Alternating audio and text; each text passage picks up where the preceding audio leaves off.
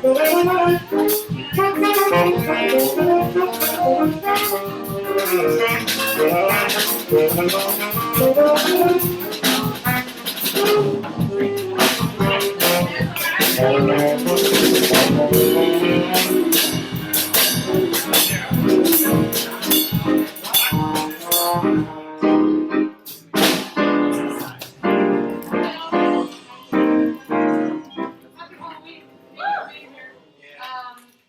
put some great music today. We also want to welcome Professor Kit McNeil, who we are inviting today. He's going to start us off, and then we're going to get to the music. So thank you for being here. Great. Well, hello. Good evening, everybody. How are you guys? Well, thanks for doing this. I guess it's all, most of you are education majors, right? You did? A few I know. You did. Okay. Well, thank you, first of all, for having even interest in doing this. I think it's really important for all of you. Are the bulk of you, I'll come back to me a little bit, but are the bulk of you guys going to basically go out and try to teach, high school band programs, basically? Okay. Well, one of the, I guess the biggest three things I could say to you are, or probably the biggest three areas you're probably going to deal with when you get out there for any real job, especially in the state of Illinois, is you're going to have to deal with concert band and choirs, you're going to have to deal with marching band, whatever, and you're going to have to deal with some jazz, and jazz, probably jazz vocal and jazz instrumental. Do it all in one thing. So it's good that you get some instrumental conducting experience and some vocal conducting experience. I would say that's really important. Is there a vocal component to this at all, guys? You might want to talk with maybe Barrington. That would be a good idea. And Dr. Barrington Coleman, as far as the jazz vocal ensemble here at the University of Illinois, but also even just like concert choirs and Dr. McGill, because that's one thing I'm sure you're gonna run up against. And most of you have little or no experience with voices, unless you're a singer yourself. So I think it's really important to be able to have a little conversancy with that, because you're gonna run into it, I guarantee you. The first three things that you're going to be asked to do. So, all right, as far as jazz instrumental stuff, big band is one of the things you're going to have to be asked to do.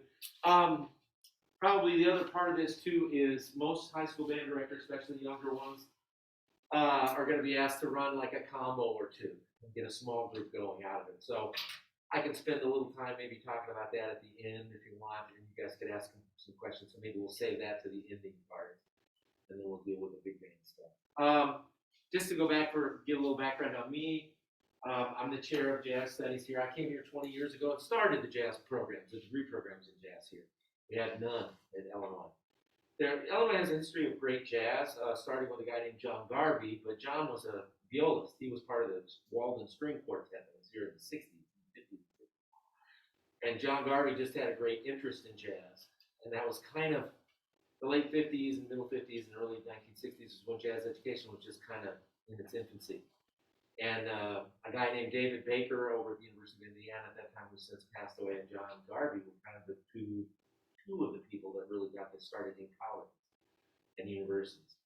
And John loved jazz, and he started a band, but basically that's all he ever did with it. He was not interested in the degree things, where David Baker was in Indiana, and he kind of started degree programs. He did what I am doing, or have been doing for the years. But back in the 60s, he got jazz degree programs going. So it was a little different history here. I mean, the good news is jazz, even after John left here, there were some interim guys who had jazz bands, and no ladies, unfortunately, at that time, but a couple of other guys. Tom Berkner took over when John Garvey left, and Tom was a trumpet player, a local guy from Mattoon, Illinois, but attended here. He probably was a music ed major, I imagine. Because he actually, when he left, he went back to teaching high school band. So he was band director. And still is. And is a great drum player, a great jazz player. And then after him was a guy named Tom Wordle, or Shop Deneur, maybe some of you know him adopted another name. Tom still lives here in town too. And I knew him when I was a student. I'm from Illinois originally, but I left here when I was 16 or 17 and went to the university. I went to North Texas State University, which was called at that time.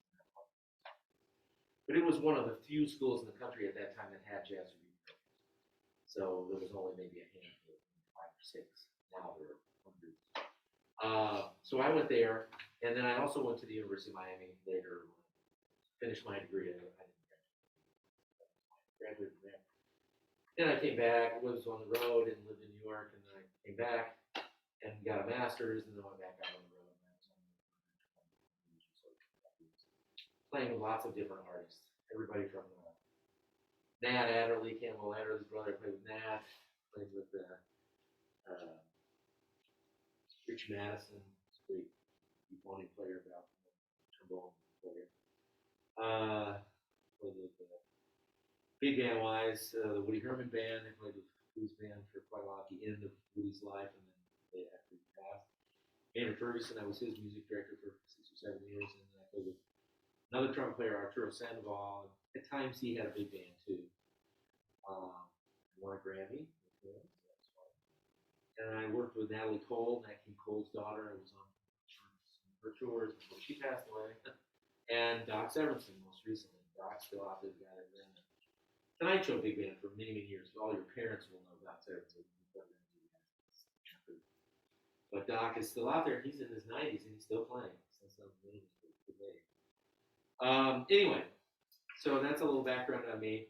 Like I said, I went to North Texas State for 3 or 4 years, played in what they call the 1 o'clock band there, and toured all over the world at that time. And then I went to the University of Miami, played in that band, and then I was basically a professional. And then I ended up here. What was I doing? I'm trying to think. I was in Florida teaching at Florida International University. I was the head of jazz studies there. I started at Virginia Tech as an educator, kind of backed into it. I was still on the road, but I was there 3 or 4 days a week teaching. Then I went to FIU as the jazz director for just a year, and then this opportunity opened up. And so I came here, and they had a new director of the School of Music when I came here, and I basically said, well, if you want to start jazz degree programs, I'm interested in coming. And he very much was at the time, and different director. Was 5 directors ago. Just a year. Yeah, I just lasted. So anyway, but I started in the undergraduate degree program, Bachelor of Music in Jazz Performance, the Master's in Jazz Performance, and the Doctorate degree in Jazz Performance. And then I taught all the curriculum myself. I developed all of it, taught it all myself the first couple of years I was here. I did 16, 17-hour days teaching nonstop. I taught all the lessons, regardless of instrument. Saxophone player. We used to have a rhythm section class that Joan Hickey was here 1 day a week, down from Chicago, who was a former alumni here under John Garvey. And she came down, and Joan and I did a rhythm section class. So we taught the rhythm sections about what their function was. We did 2 times a week for 2 hours a night. Actually, about this time, we did 79, great 10, I think. And so we did that for my first 2 or 3 years, and then I was able to, we were the higher faculty. I told the director when I took the job, I said, I can only do this, because I was already 40 or 41 when I took this job, and had been on the road for quite a while, for 20 some years, like I said. So I needed some help, and I said it's not fair to the students to have just one point of view. So they were teaching arranging, teaching improvisation, running all the ensembles. We still had 2 big bands, and I think I had 2 or 3 small groups, and I was doing all of them. So it was a busy week, as you can tell. I still had some energy then. But, and then we finally got some help, and I got built the faculty to what it is now. I think it was 8 or 9. And so we've really done well, and we've had hundreds of people come through the program literally at the undergraduate level. They're all doing well. Very few people have we lost out of the program. Undergraduates, probably less than 5. Graduates, maybe less than 10. They're over 20 years. So that's a pretty good track record. Now, in the last couple of years, that's changed. Obviously, COVID has affected us. So we weren't able to bring in as many freshmen this year, but we did bring in some. And the ones we did, one there, Ryan last year, and Grego, yeah, they've done really well. So we went for quality rather than quantity during that time. And we achieved it, I think. So that's a very good thing. I guess, so that's a little background of me. That's how I got to this point. I've always been a big proponent and a believer in, get back to you guys, in the big band format, even though, there can be an argument made that there are, the big band era is long, long over, but playing in this type of ensemble still is a super valuable learning tool for students because not only do you get to understand, and in the jazz genre with a big band, the great thing is you get to understand rhythm section functions for those instruments, and in the horn sections you get to understand what it's like to play in trumpet section, trombone section, saxophone section. Aspects of balance, pitch, what the sound is like, literally how we came up with this setup. There's a whole history, obviously, of the big band. So you need to go back and study, and that would be the most important lesson I can give you as an education student, is you need to do tons of listening. Typically, the jazz tradition is an oral tradition. And so without listening, you're really never going to understand how this music is supposed to be played, performed, presented, and what you need to do as an instrumentalist to play. So listening is the most important thing you need to do. And that's how you can help your students the most, because at least you can direct them to listen to something themselves. And an oral representation of music is worth 10,000 words. So most students are going to be captured, probably, I would say, Marcus, all the people I know that are jazz, functioning in our jazz program, they're here because they just enjoy listening to the music and they wanted to try to play like what they've heard, right? Yeah. That's the biggest thing. So that's, and it all starts with listening and then it never stops. It's something you do throughout your career in music, just because even as a professional, you never stop listening. There's so much music out there. And this is where jazz differs from a lot of other genres, particularly the classical genre or, whatever, Martinez stuff. The jazz era, because it's so much younger than a lot of other types of music, literally it's only 120 years old, maybe 100 years old. Because of that, fortunately for you as students, 90% of everything that's out there in jazz there are audio recordings of it, going back to even the earliest types of jazz, very early jazz. And if you take one of our jazz history courses taught by Professor Joel Spencer, he'll take you through all of it. Basically does it in two kind of paths. Up to I think 1940 or 1950 and then close to 1950. So you need to do that yourself. You need to be your own jazz history teacher. If you're taking the class is great, that's going to help you, and it'll give you a lot of tools with what to look for. But you have to end up doing it yourself. So make sure as you go out there and teach, especially in the big band genre, that you're getting your students to listen. Listening should be a part of whatever rehearsal time you have every day in jazz. And it should be done in the big band setting, it should be done as a band. Having your students hear different big band recordings so they can hear, okay, what needs to happen in the trumpet section? And then asking, what are they listening to? What are they hearing out of the trombone section? What are they hearing out of the saxophones, out of the rhythm section?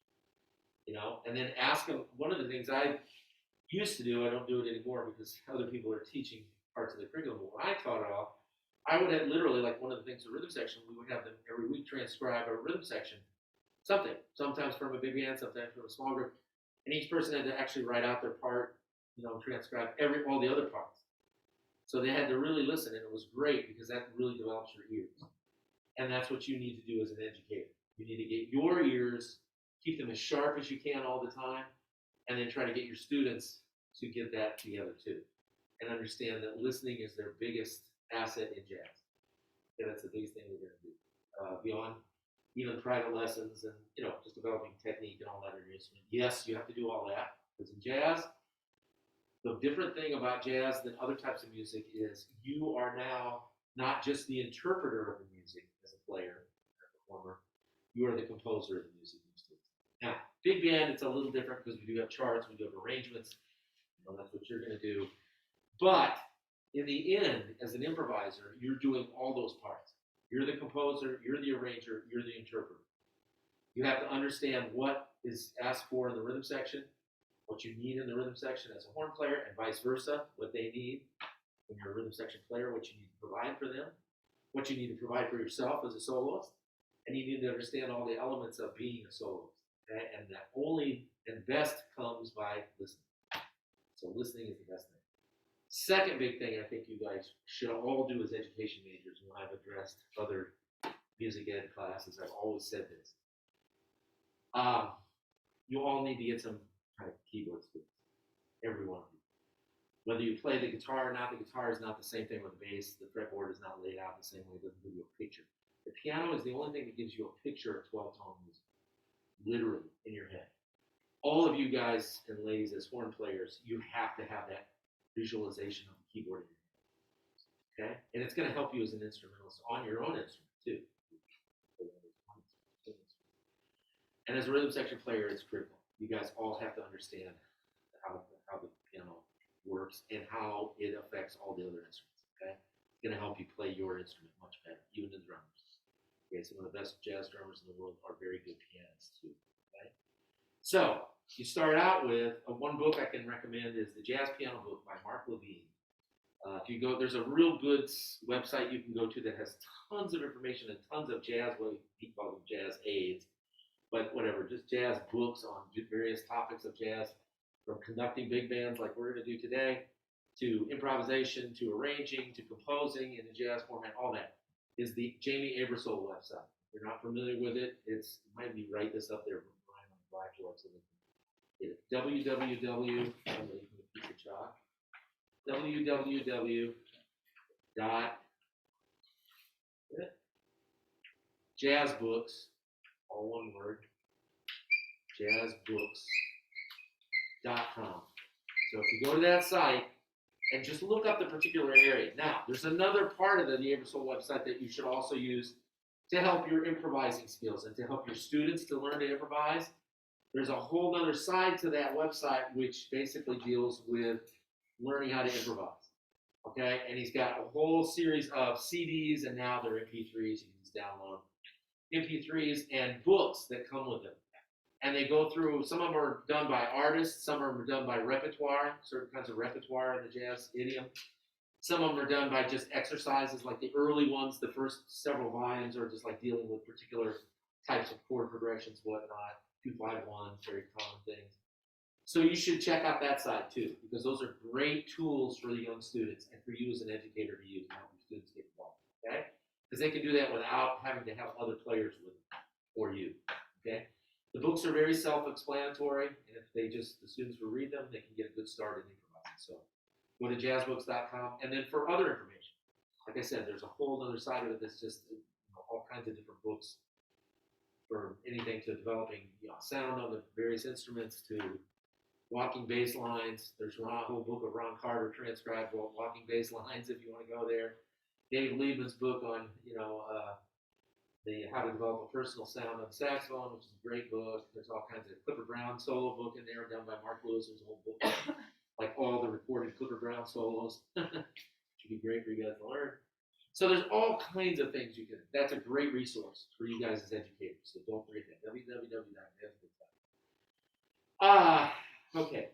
So listening, getting keyboard skills. All right. And then the other thing I would say that's probably most important, or the big three for you guys as educators, is being able to actually execute on your instrument at least some of the things you're trying to get across to your students. Because if they don't really understand or respect that you can do what you're talking about, guess what? They're not going to pay much attention to you. That's just human nature, especially with young students. If you can execute what you're talking about, bingo. All of a sudden you've got their attention. If you don't believe me, try it in class someday. You can then pull off whatever it is. Hey, learn a simple solo. Play it along with a recording for a student. Man, you'll be amazed at what 7th graders are. They're mystified, and all of a sudden. Then you can get their attention. So that's a huge tool for you guys. You'll be able to execute some of this stuff on wherever you're. So keep practicing. Okay? Keep working on it. Even if you don't have to learn, be the world's greatest improviser on your instrument. But if you're just functional, same thing with piano. If you can sit down at the piano and you've got 4 fingers, okay, you can play great voices. Just a second.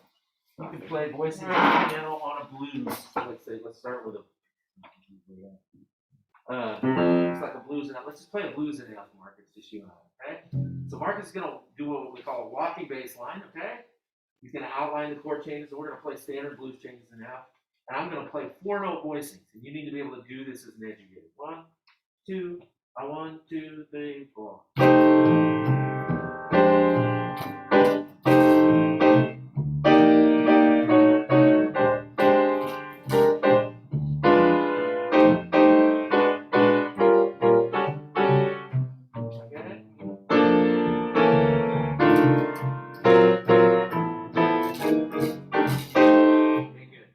So all I use is those 4 fingers. I play 3rd, 7th, most of the time, usually a 5th or 13th sometimes, and sometimes a 9th for the root. It's 3rds and 7ths. I can do it with 2 notes. Do it again, Morgan. 1, 2, 3, 4.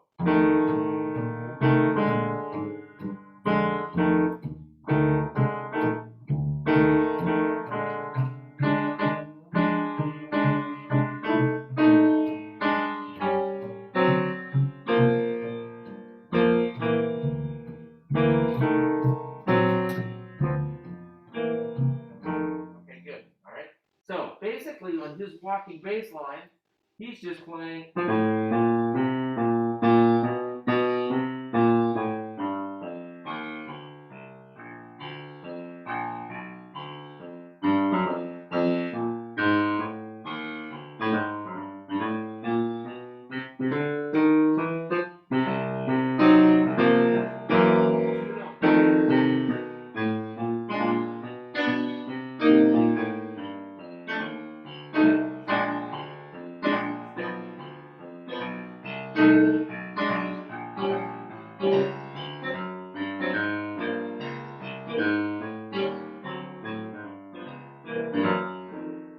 You can sit down and execute that. You'll be amazed. You'll have your students eating out of the palm of your hand going out like this. Okay? So that's one thing that's really important for you. Plus, it helps you have an understanding of it. Now, there are a couple of forms you need to get familiar with in jazz. What are the 2? What's probably the most basic one? Somebody other than my jazz. Well, we just did one. The blues. How many bars is the blues? 12 bars. Good. All right. How many of you can spell out a set of changes for the blues in B flat, let's say? Okay. So that's good. You know the form. You know what it is. Now you need to go home and listen to anything you get your hands on that says it's a blues. And listen to anything from Oscar Peterson piano trio playing blues. Bill Evans piano trio playing blues. Chick Corea. That's the other thing. Get lists of players. If you don't know how to get the list of players, the Averso website has a whole list. I have lists. Anybody that's in jazz can give you a list of, Marcus can give you a list of jazz bass players to listen to. Stephen can give you some of saxophone players to listen to, for sure. Ryan can give you trumpet players. We have lots of trombone players. Come to me, I'll give them to you. Just names. I have just names, and you can just go through it, go on YouTube and look up those names and listen to the recording. Okay? So the blues, but you need to learn changes to the blues. You need to learn what the chords are. Okay? That's one thing. And then what's the other probably most notable form that we're most common type of form in jazz? Anybody that's not a jazz major or jazz program. Rhythm changes. Good. How'd you know that? What does that mean? What does rhythm changes mean? Well, that's not bad for chord changes. It's sort of like that. What kind of a form is it based on? What's the form of a rhythm changes? Not 12 bars like a blues. 32 bars. And what's the form within that 32 bar? Okay, so that's the next thing. It's based on a very old classical form. Many of you guys know anything about Bach or Beethoven? A little bit? Okay, what's one of the forms they used all the time? Sonata form, thank you. It's the same thing. It's 32 bar sonata form, and it's based on basically what we call an A section or an 8-bar section, right? Usually might have a first ending that's slightly different, and then that same 8 bars repeats. A prime, you could call it, or, and then there's a second ending. It's just a little different. And in jazz, we go to the B section, we call it that, or the bridge, or the release sometimes in jazz, they'll call it. And then and that's 8 bars, and that's usually different harmonic material, melodic material. And then the last 8 bars, which is almost exactly like the first 8 bars, usually with the second ending. Okay? So that's a sonata form, and that's rhythm changes. And why do we say rhythm changes? What does that mean? What's it come from? Go ahead. It comes from George Gershwin's tune, I Got Rhythm. If you never heard that, go listen to it, and you'll understand what a rhythm changes form sounds like, basically. Okay? So that's another one you should start with your students. Start learning blues and rhythm changes, and there are literally thousands of melodies written on those chord changes. Okay? So that's a great place to start for learning how to do some of this. Big bands, and I'll let you guys, I know you want to come back. Big bands, you just have to get them listening to the big bands. And like I said, during your rehearsals, whatever time you can get, make sure that you're using maybe 15 minutes every day or whatever each rehearsal to just listen to something before you play. And then ask your students to go home and listen to the whole recording of it. There's usually several recordings of a lot of charts, unless it's a new recording. Okay? All right, good. That's all I want to say for you guys. Who's going to be our first student conductor, and I'll let you go. Okay, what's your name? Mike. Mike, okay, go ahead, Mike. I'll just turn it over to you and listen to what you do. I think I'll wait and make my suggestions at the end. Okay. What are we doing? We're doing 20 minutes? Uno Mas. 15. 15. I'm sorry, I went over, so take Oh, you're good. I'll give you your 15 minutes. Have you tuned it all yet? Okay, good. That's a good start. Did we say yes or no? No. Can we get a default, please? B-flat. Or an A? Can we do an A? Sorry. Saxes.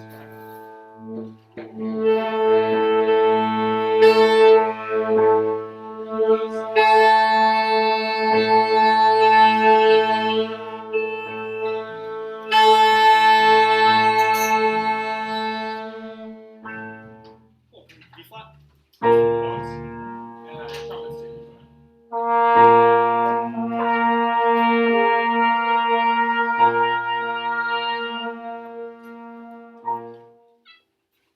All good? Awesome. Alright, so let's do a quick roadmap. So we're going to start at the top, and then we're going to take the first repeat at measure 20, go on from there, and at 25, that starts the new solo section. For now, let's do the written solos. We can go back later, potentially, and do some improv. And then we're not going to take the repeat, so take the second repeat at measure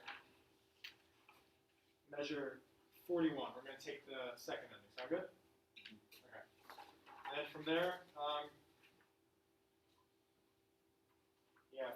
the same thing with the second ending at measure 60, 62.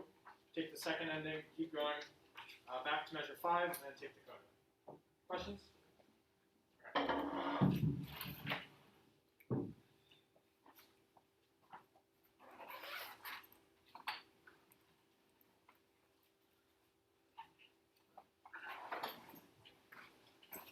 Yeah, that's one thing with charts like this. It's always a good idea to designate, find out, is this an electric or acoustic, bass. Sometimes, same with a keyboard, if you do have access to an electronic keyboard, is there some kind of keyboard they can use? A lot of times they can't. You just have to, make sure bass players do understand which is which. Okay. Steps? We need another A. No. Okay. All set? Yep. All right. 5, 6, 5, 6, 7, 8.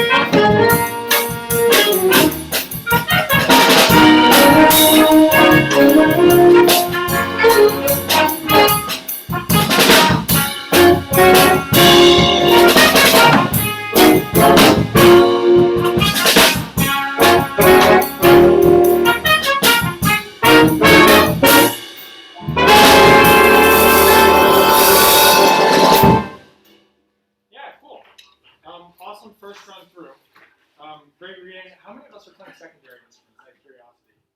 Wow, all right. Nice job, Saxon. That sounded great. Taking a look at measure 25. Let's have trombone 2, alto 1, and clarinet 2. Let's have all three of you guys play there. Do you have written solos there? Yeah. Okay. Yeah, let's do all three of you. So I think it should be mostly in unison. Yeah. Take like that. And then, does anybody have any interest in trying some improv today? Ryan. Yeah. And what was your name? Stefan. Nice to meet you. Yeah. Awesome. So we got Stefan. We'll have you go.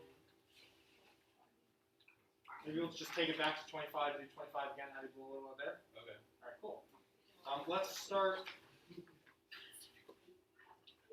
Pickups to 13. Yeah. First Pickup. time or second time? Second time. Pick up to 13, second time. And we'll repeat a little bit at 25. We'll have written solo. We'll take it back, and then Stefan's going to solo the second time. All right, 13. 5, 6, 5, 6.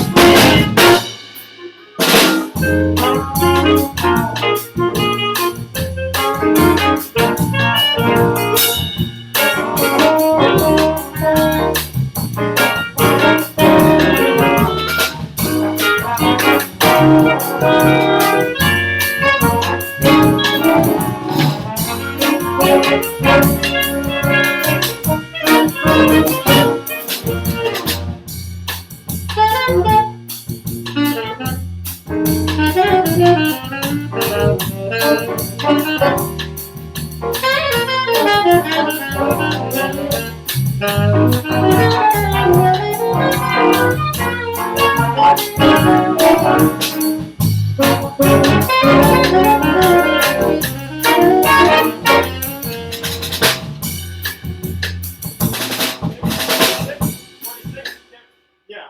Oh, okay, yeah. Awesome job. Quick hand for our soloists. Yes, I do. Okay. Okay, first. Not bad. No, like you have a nice way about the band. That's good, and I'm glad that you, make sure that the soloist and everybody, like you said, awesome job reading. That's good. Give them a little positive feedback. It's always good to do that. I did like one thing that you did. You let them play it all the way through first time, whatever happens. I think it depends on the ensemble and the level that you have. Sometimes, obviously, with this ensemble, that's not so bad. You've got a good rhythm section that were pretty strong. But sometimes you can't do that. Sometimes you do need to stop if it's really falling apart. It's better to stop and then take it section by section. Some groups you're going to have to do that, and you're going to have to piece the sections together as you rehearse. Like get the head, get the bridge part, maybe get the outro, whatever intro, coda part, and then just start putting them together, hook them together. Just the same way you would learn a Beethoven sonata or something. Work on the parts that you can play. If there are parts, transitional parts that are not together, stop, put them together, and then see if you can do it all together. Okay? This group did a great job getting it all in one thing. Now, who's the most important person in any jazz ensemble that has a rhythm section? That's a clue. Especially a big band. Yeah, the drummer. The drummer is the band leader. The person up here is just to help you to rehearse a little bit, basically, and maybe help keep it together if things are getting a little weird. But the drummer has to take over, okay? And now, you're going to find that too. You're going to have ensembles that have very weak drummers. But you have to figure out what you can do with a drummer. Now, you did a nice job. What's your name? Joe. So Joe was doing a nice job. He's got a concept. He understands his time is good. He's hooking up with Marcus. The impetus for every jazz ensemble comes from the bass and the drum pocket. Okay? So if that's not happening, it doesn't really matter what the rest of you do. Okay? So that's just for you guys as educators. You have to start with the rhythm section. It has to feel good. And obviously you want them to play the part and whatever, but it's got to feel good. And the feel good part starts there. Now, the pianist, guitarist, both of you guys, as the comping instruments, everybody know what I mean by comping instruments, okay, playing the accompaniment, playing the chordal part. All right, so the comping instruments, what your job is to figure out what can you do to help that pocket, that groove. Sometimes, and a lot of times actually, the piano and the bass, and especially on a tune like this, and we'll talk about the history of this a little bit, you have to maybe just play a consistent rhythm. Get your guitar to your piano player, play that consistent rhythm. Play this from the top. Do you have a written part? I do. Okay, some parts are going to be written out like that, and that's good. But let's go, where's the solo section? What was that? The solo section right there. Okay, so, and that's fine. What's written is okay. Sometimes if you have a better pianist that actually can do some voicings on their own, it's better to tell them, okay, you can play the written part, but maybe get away from it a little bit, especially if you have some stronger solos. It's kind of nice if they can do that. You just have to gauge that based on the level of the guitarist or the pianist, okay? Let's play right there at 25. I'm going to play a little bit. Okay, sorry. Just watch, okay? I'm going to just basically use those chords, that F sharp, sharp 9 chord, okay? That's the really basic rhythm, okay? Okay. All right, so that's what I'm going to do. Just play the rhythm section. 1, 2, 1, 2, get that happening.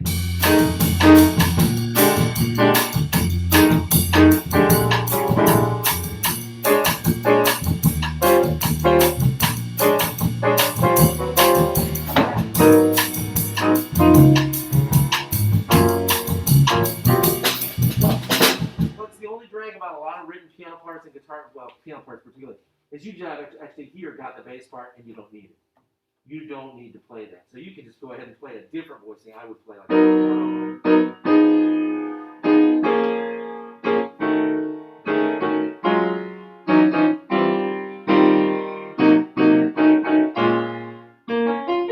play that if you want. But you saw what I was doing on that. Because that helps the pocket. You want to hook up with the drummer. The drummer's doing some of that on his snare. What was it, Joe? Mhm. Yeah. So that's what you want to try to do. All right. Chip, just a couple minutes left. Yeah, okay, great. How many of you have ever heard this tune? Okay, besides the jazz. I know you guys have. Okay, this tune is from a trumpet player named Kenny Dorham, so that would be the first thing. We'll listen to the recording of this, because it's going to help everybody understand how their part fits into it, okay? The one section that has the three people, is that all written out, I'm assuming? Okay. I would stop and address that, like after that first run through, so that they had a chance, and just let them play it. Let them play it for you, and you keep time. One of the things you're going to find also as a band director and big band in front of a big band as you're rehearsing things, don't be afraid to just give them the time. Or have the drummer do it with a hi-hat. Just stop and let them run a section. Can we run that little section? Right there? Joe, play it on the hi-hat. Just on the stick, play quarter notes, okay? 1, 2, a 1, 2 with the alto.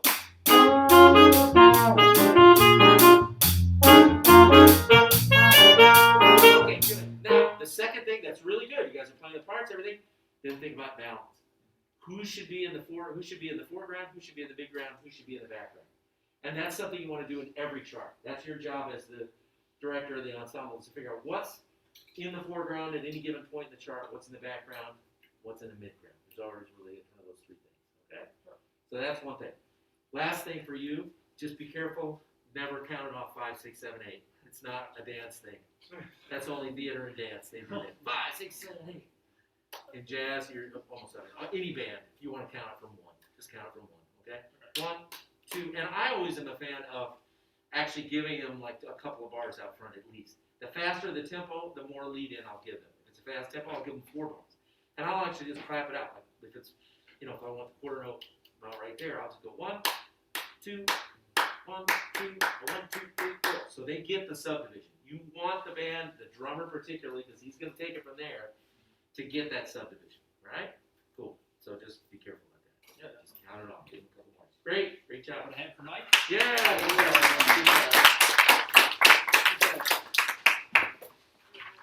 Lots of good positives. Okay. Yeah, just do some switching. Happy Halloween, everyone! You guys better use all the candy. I'm gonna take it home. I hope you all have a good day. Your name is Kevin.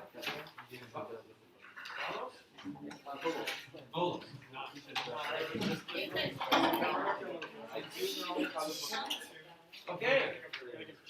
Alright, so we actually did sound pretty good in tune. It might be a little bit short, but just for time purposes, we're not actually going to So this is a Count Basie chart written by Sam Nestico, you know, one of his writers for a lot of these charts. Nestico, Nestico. not Tico. It's Nestico. Nestico. Nestico. He, great composer ranger. Definitely check it out. Definitely check out this chart because it's from the Straight Ahead album. So just a couple things. So it starts with a piano solo for I think 4 bars, and for brass, if it says bucket mute, can you play in a stand? And then when it says open, don't. And so this is bassy. So this is like the swing is very heavy. So boom, bow, bow, boom, bow. And you'll actually see some of the notations actually 16th note swing. Definitely make a difference. So all of the leads, so lead alto, definitely play out and emphasize that swing. Boo wait, boo de boo, do de do, boo de boo do. And all quarter notes, do not rush them. Okay, from the top.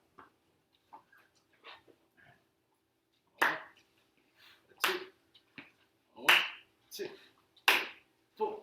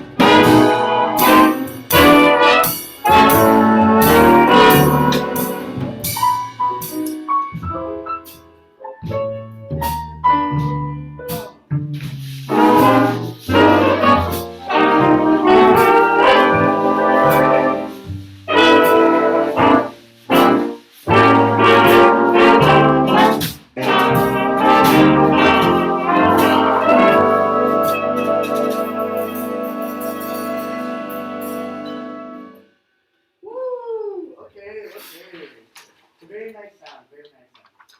So the thing about this chart is all about balance, and specifically just like what we actually want to hear melodically. So all my leads, raise your hand. At all the big moments, definitely lead the chart.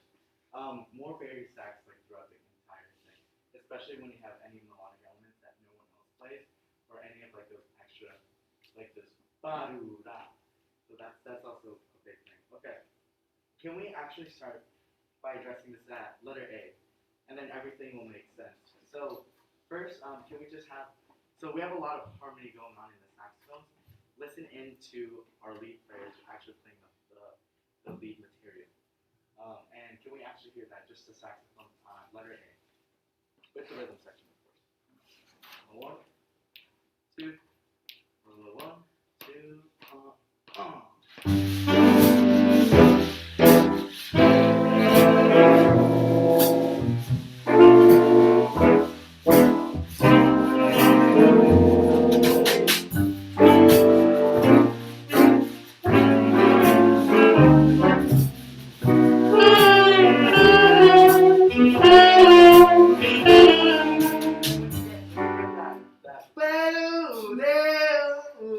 like definitely have fun with it. Like that's intentionally made that to just like be like very comedic and just like very lazy and I mean like I remember like my band director when we actually played this and he said play like you're drunk.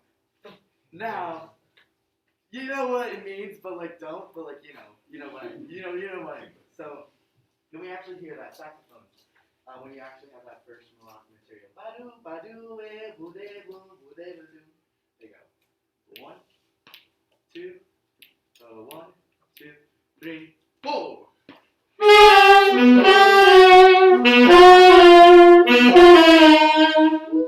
we go. Okay, everybody on letter A. Yeah, everybody on letter A. 1, 2, 3, 4.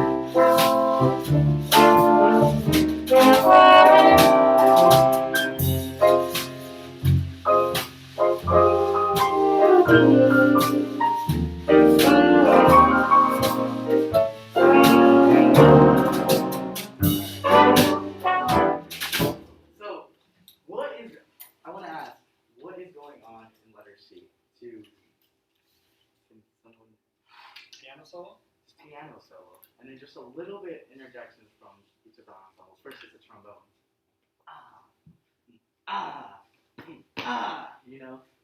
You know the rule of 3.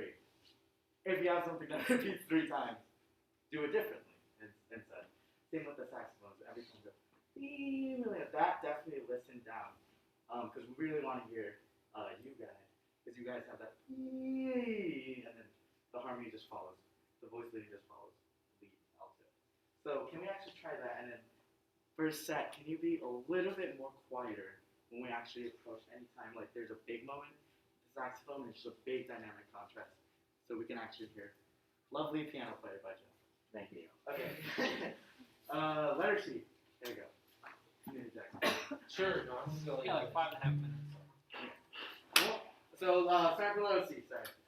1, 2. 1, 2, 3, 4.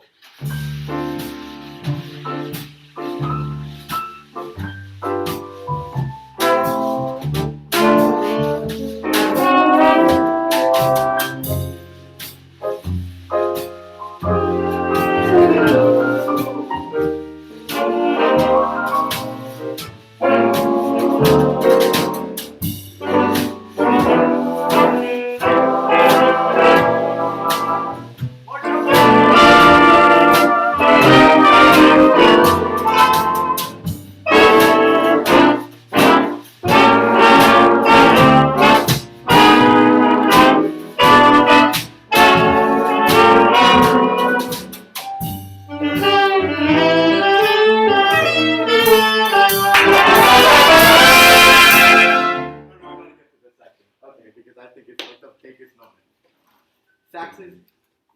gotta lead this charge. So we gotta go. So you gotta get really into that and just push from pianissimo but to fortissimo. The thing about what makes Count Basie, his band, just amazing is because they can go from pianissimo to fortissimo in like 2 beats, which is like, you know, ensemble skills, but that is amazing. And so we gotta replicate that in this moment. And then for Sat, you can lead us in. Ba boo ba boo ba ba. I don't know. Sorry, but you know what I mean. Just da da da da da da. Get us in, especially when and trumpets also. When you guys actually come in with the triplet figure, da da dee da da da. Definitely push. I want to hear some lead action going. So definitely also listen to Mike. Okay, so let's actually start there. Let's start 2 bars before E. Yeah. Here we go. 1, 2, ready, go.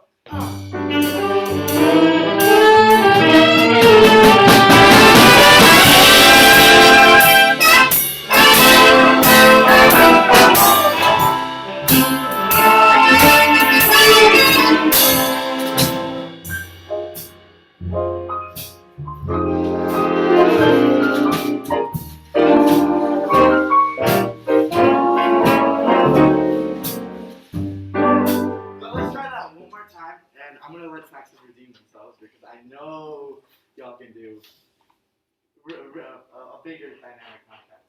And so when we actually hit and then we go down, trumpets, whoever plays can you play that like out? I think it's 1 beat. Yeah, play that out. And if you can't hear that, then you're probably playing too loud. But yeah, let's do that.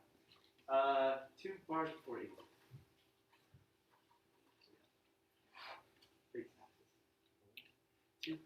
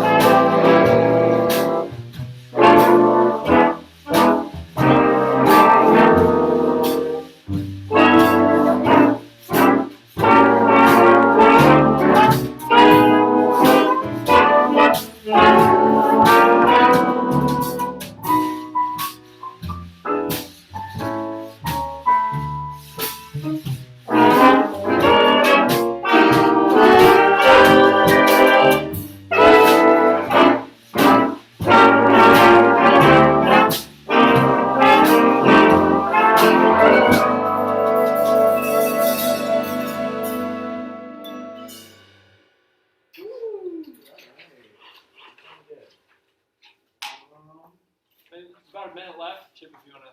Sure, sure.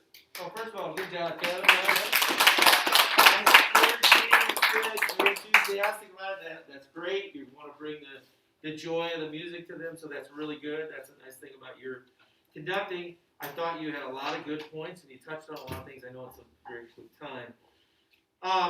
One of the things, though, I think you need to be careful of. First of all, when you have swing music like this, any kind of thing in swing, don't count it off. 1, 2, 1, 2. You're putting the emphasis on 1 and 3, and the emphasis needs to be on 2 and 4. Count off 1, 2, 1, 2, 3, 4. Now, so that's one thing. Second thing, in any swing field, what's the underlying subdivision we should all be feeling? Triplets. You need to mention that in this, because this has tons of that. There's that section at letter C where da, da, da, da, you have those quarter notes, like 1, 2. That'll help those quarter notes. If you just take a minute and let everybody feel those triplets.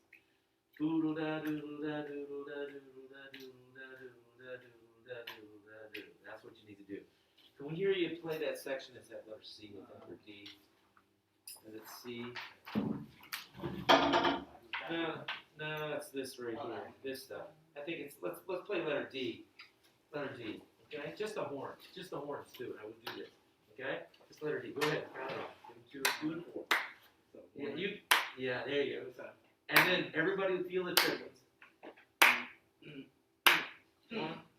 Well, just literally count. You gotta count. Skip 2 bars. 1, 2, Okay. 1, 2, 3, 4. Okay, so when you're counting off too, it's always good. Usually 2 bars is great. And what I would do is give them half the tempo. 1, 2. So you're still doing 1 and 3, but the 2 and the 4 on the clapping or whatever is getting the emphasis. And then in the second bar, give them the actual meter subdivision, which is 4/4 in this case. Okay. Okay, so try that one more time. And everybody feel those triplets. A 1, Doodle-da, 2. A 1, 2. So what's the other thing? Some people are playing ba ba da da. Some people play that long, right? Where is that? Yeah, that. Some people in the first bar of letter D on beat 3, articulation. That's the other thing you need to deal with in swing music. Articulation is what makes something swing. So if the articulations are not together in a 2D ensemble like this, it's not going to swing. Okay? 2 things. You have to feel the underlying subdivision of the triplet, and you have to articulate together, because that's what makes the dynamics of the bass band, you were right on the money with that, be able to have such extreme, changes really quickly, is because they all articulated together. Ba ba do da, except they're feeling do da do da do da do da 1. Da ba do da. So that first 8th note on the end of 1 there, and letter D should come on what partial of the first triplet? Doodle dot, the third partial. If you feel it like that, you'll never miss it. It'll feel like it's swinging. Try it again. Doodle dot, ba dot, dot, or do dot, right? And then that 3rd beat is long, 4th beat is short. Sometimes in older charts like this is an old piece that has to go up. When you see the staccato mark, the dot, in jazz there's really 3 types of articulations that you need to really do most of the time. Okay? And the staccato is a rare one, because the staccato would mean it'd be almost no value to the note. And that's rare in jazz. When we have in jazz, these are the 3 types of articulations you're going to use the most. The house stop or the 10th, which is basically like this.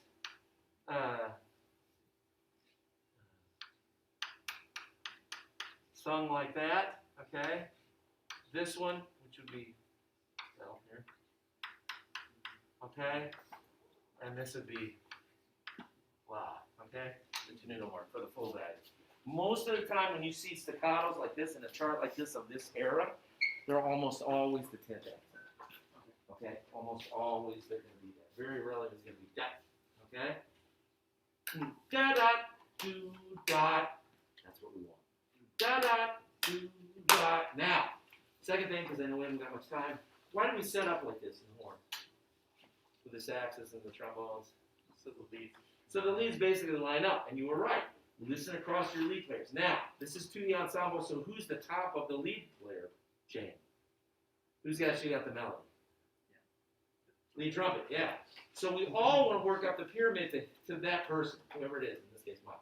Okay? So, we have to balance. You guys, the rest of you guys, saxes and trombones, and even the lower trumpet, are all there to provide rhythmic intensity, not compete in the volume. Don't make him play, because this is kind of a soft section too, right? It's not real loud, right? Mezzo forte, okay? So you don't want to make Mike play any louder than that. Can we play it a little more mezzo forte?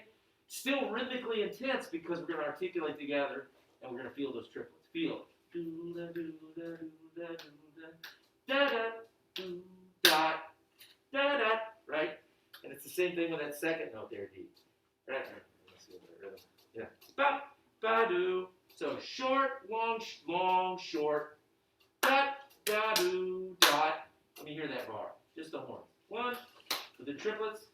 1, 2, 1 and a 2 and a 3 and a 4. Hear the difference? It was better already. Now, can we balance more? Mike's not playing that loud, so we need to play a little softer, okay? Now, it's hard for you. You can stand out, because generally when you have notes below your G and down, you're almost always playing the roots. So you can play them a little loud, okay, so you get them to speak. Okay? But above that, chill out. Same with the bass trombone. If you have notes that are below basically your concert F in the bass clef, you're probably playing a root if you're playing bass trombone. Anything above that, you want to chill out and blend with the temps. Okay, try it again. Now, Mike, you're in the stand too, right? So you don't want to get too deep in the stand, but you want to, because you're the lead, we still want to hear you, okay? Everything, if you can't hear the lead player, you're probably playing too loud except for you. Here we go, 1, 2, a 1 and a 2 and a 3 and a 4. Keep going. 1.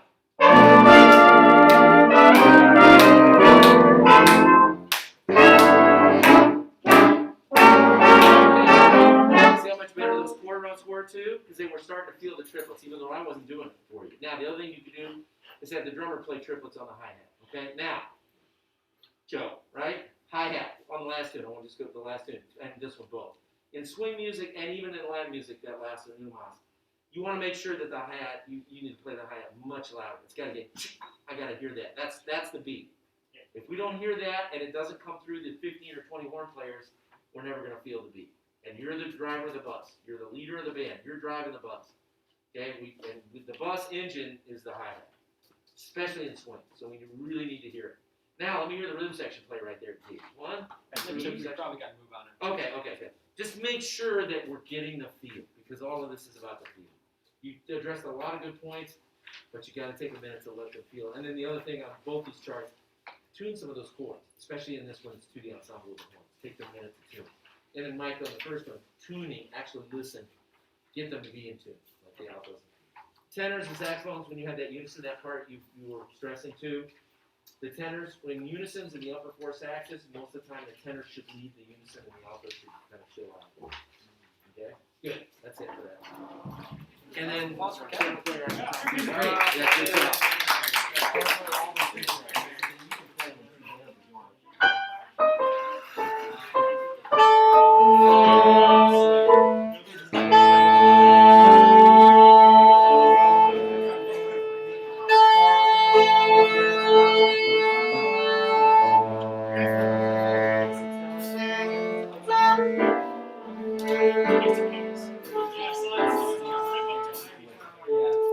Okay, great.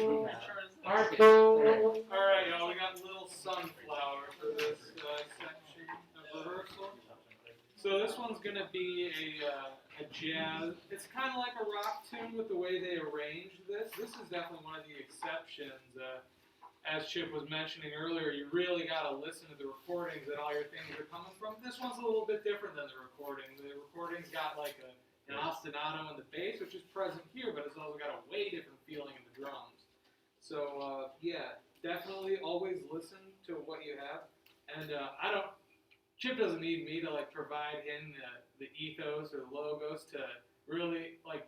All the jazz staff here, they're like celebrities as far as I'm concerned. Just do a little deep dive on their wikis, and it's like a long chain of like outstanding things. Like my bass professor, Larry Gray, he played with Joe Pass. Joe Pass is like one of the best jazz guitarists to ever live. Like, he's up there with the greats. It just blows my mind every time I think about it. So yeah, let's get into this tune. Sadly, we are going to be missing me on the bass. I've got a pretty important part. Real humble. You know what? Actually, why don't you play the bass? Just go ahead and say what you need to say for the roadmap stuff or whatever, and then go ahead and play the bass. That's fine. Okay, so yeah, roadmap. We're starting in on the and before. That's always really important. Okay, so up to measure 9, we're going to repeat that twice, first and second ending. Once again, from 18 to 18 to 28. Once more, first and second endings. And let's see, I think we have a section for solos here coming up. 37. Yep, 37. So no one has a written solo, right? Okay, so we're probably written, but I'm gonna improvise. okay. Then we'll take the improvised solo there up until I think you end at around 53. Am I correct? Yeah, that's the end of it. Yep, there it is. And from there, it's almost to the end, 73 for a second ending, and we're right there at the end. I'll try my best to direct to y'all, but it is gonna be tough. Oh, I also don't have a bass music for this, so I'm gonna have to do a lot of page turns, I guess. Oh, I might have to chart.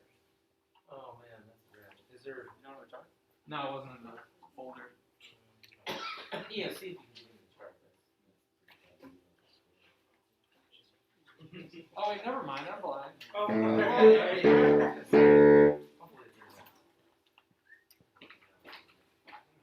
Yeah, don't worry, Marcus, you can give the comments after we play it once. Yeah, sounds good. Thanks, Stefan.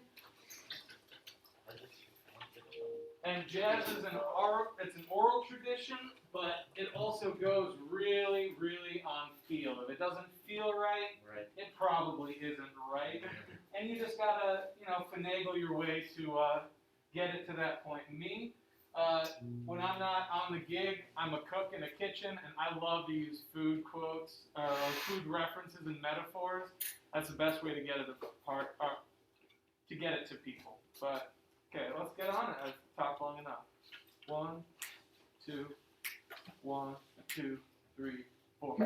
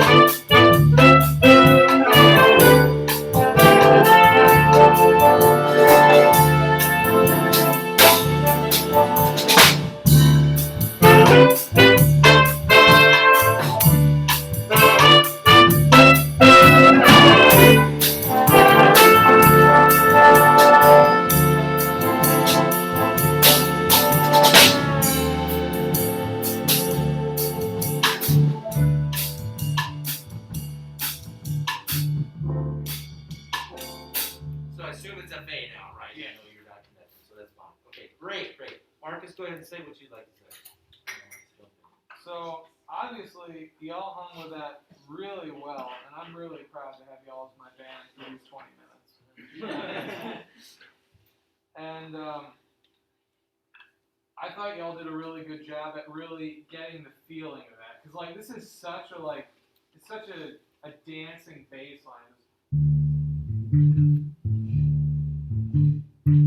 But you can't help but to just move your head to that, shake your hips a little bit. And I was definitely doing that, not just because I like the way that I sound, because I like the way that you all sound together.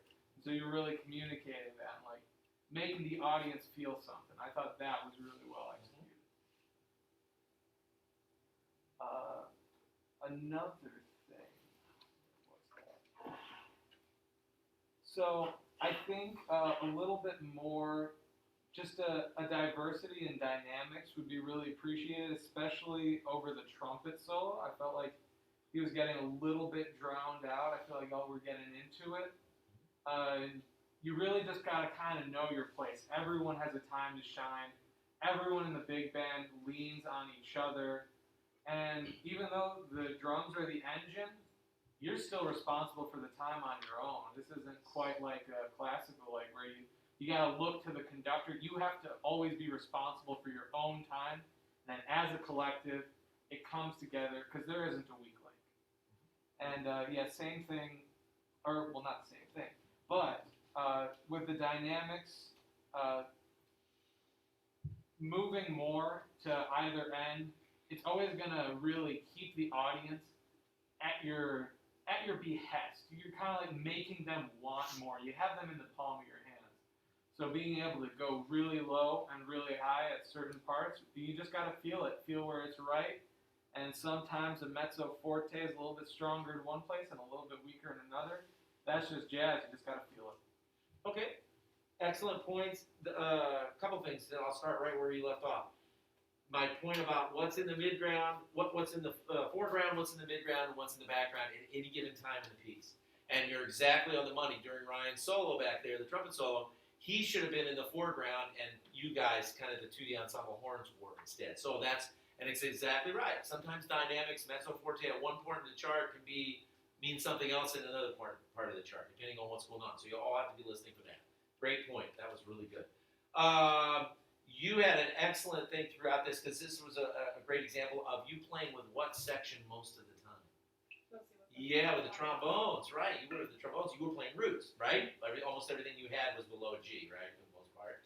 So that's really important. What's your name? Sorry. Aaron. Okay, so Aaron, that's a real good point. Now, they had a couple things that were not with you, but there definitely were places. So you always want to make sure that the students realize you're playing across a section when you're in a horn 2D ensemble like this. And sometimes, you were with the saxes, and there was a spot where you guys had a little sax soli kind of toward the end of the chart there, about 3/4 of the way, and you were. And what was happening at that point, too, in this chart that was interesting, and it was also the lead trombone. All three of you had the same one. Notes. The lead alto, the baritone was an octave below, in the same octave as the lead trombone. Where is that section? You know where I'm talking about? 53. Yeah, where you're playing the head. Can I hear the horns just play that? Just you guys, trombones and saxes, just play that. I think it was without front. All right, just trombones and saxes. 1, 2. Oh, and this is another thing, Marcus. When you count off, and I know you were playing the bass in this, but on a straight 8 like this, anything straight 8, una mas was, and then we had one feeling, which is swing, which is different. That's 2 and 4. But on this one, you can do 1 and 3, and I would just give them 2 bar. 1, 2, right there. 2, 3, 4.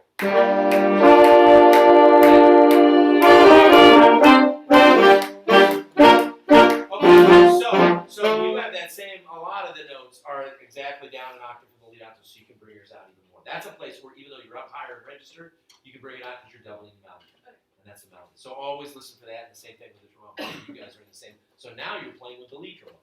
Whereas before you were with a section, but you're playing roots. Okay, so listen up. That's a good thing.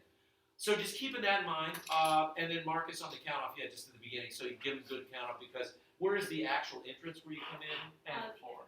It's the and a 4. So it's even more important to give them that full 2 bars. And maybe even the last couple of beats, give them the 8 notes. 1, 2, 1, 2, 3, and 4, and. That just helps. It sets them up. Okay, that's always a good idea to give your students, especially It's a younger band in general. Joe, same thing on this. I liked what you were doing, but I still think the hi-hat, you could actually play on this tune, you could have gotten away with playing the hi-hat on all 4 beats if you wanted. And your hi-hat for you as a drummer, and this is something for all of you to tell drummers, they really need to get a crisp if we don't hear that, whether you're playing swing or in this case the straight 8, we need to hear that permeating through the band at all times. You can never probably play the hi-hat too loud. Okay? Whether you're doing it with your foot or whether you're doing it with a stick, but most of the time with your foot. Okay? So be careful about that. Because I don't want to take too much time. What else was going on there? Trombones. I thought you guys did a really nice job with the blend. The upper 3 on that part, kind of at letter A, wherever the head is. Where's the first? I'm sorry, I wasn't paying attention to the letters, rehearsal letters or whatever. Just play from the top again. Can I just count it off? Just play from the top. I'll stop you where it is. You're out. Minute left. Okay, here we go. I'll give you 2 bars, and I would just tell them always when you're counting off. Tell them how many bars you can get. Faster tempos, give 4 bars. Usually, if it's 4-bar phrase times 2. Slower tempos, at least 2. All right, here we go. 1, 2, a 1 and 2 and 3 and 4. Good. Beautiful. Nice job, Aaron, and nice balance. All 3 of the trombones. I heard all the parts. When you hear that and it's in tune, let them know. Perfect. Beautiful. And you kept that nice balance throughout. Yeah, it was really good. How many? I see you're playing a secondary instrument, right? And you 2 are trombone players. You are? You're not? You phone in? Oh, great job. Man, you're doing a great job on lead. Sounds good. Very good. Very good. All right, cool. I'll let that was a nice choice. That's a really great chart for a very young band because it teaches a lot of things about just playing straight 8, getting good count-offs, those kind of things. That just taking a minute to tune that, like they played it in tune, but if it wasn't, working on that a little bit, saxes, I would probably work on that thing where you would double the lead to get the U2, the lead alto, and the baritone really in tune. And the inner voices, I would have taken more time for that. So, on a chart like that, so that's a good choice. Not too fast. They can really hear the pitch and they can figure out who else they're playing. Oh, you have to leave. Oh, it's your turn. Okay.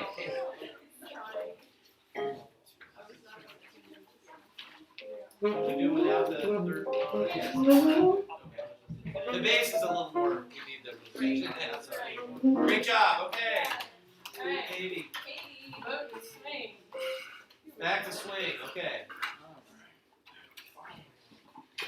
So don't forget the things I said. Triplets, emphasizing the triplets, and the count off on 2 and 4.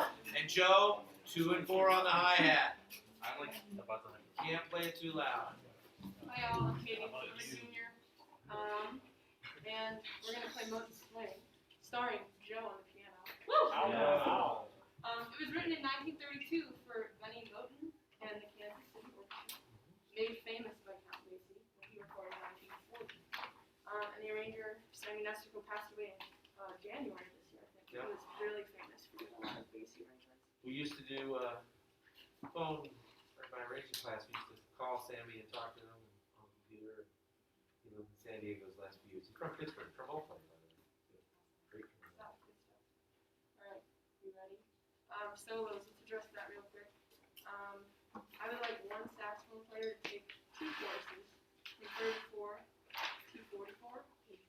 Yes, Kevin, nice. And 1 trumpet solo from 44 to 60. Doesn't matter who. Sure. Yeah? Sure. Okay, that's one. I know it's written in 2, I think, but you can, I don't care. Where is it? Well, it's written, the 2 part should be, there should Yeah. be something written in there. What Wait. measures?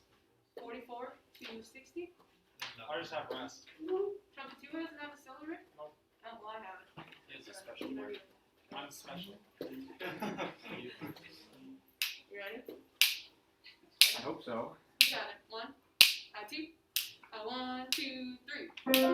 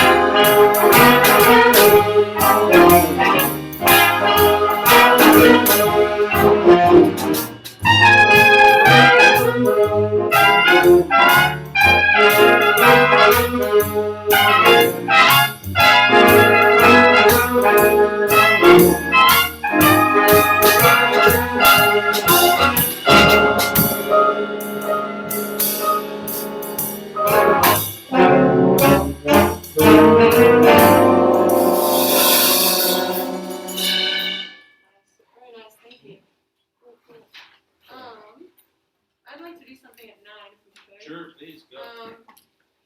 Joe, can I have you play time there? And then I just like us all to speak around. Dot, doo da doo da, doo da doo da doo da, doo da, dot doo da, da doo da dot dot doo wow wow. Can we do that? So what's she emphasizing? Articulation. Yeah, the articulation. So get the articulation and feel that triplet. Go ahead and start time when you want. Wait, you want rhythm section? Let's just have drums for now and we'll add it back in. Thank you. Okay. Here you go, Joe. A one, two, three.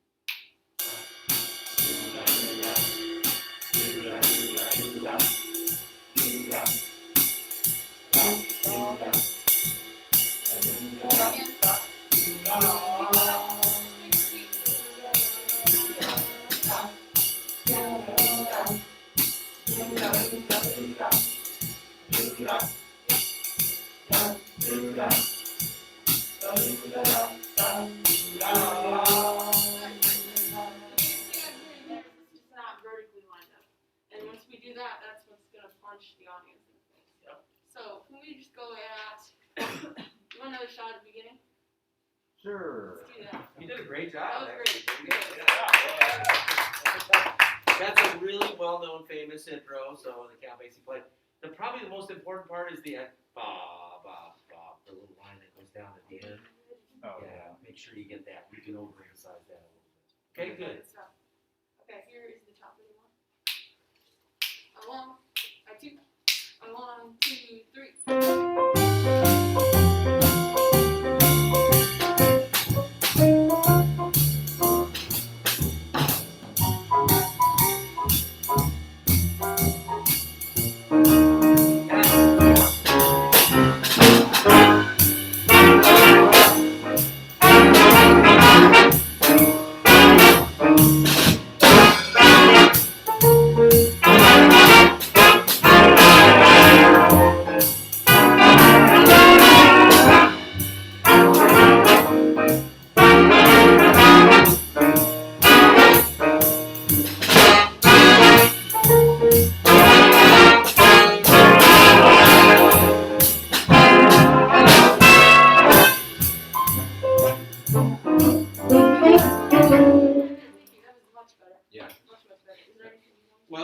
Well, I have a couple things, but go ahead and finish your stuff. Okay, I'll do one more thing.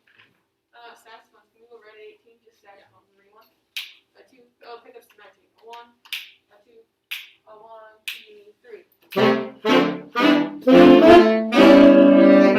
Can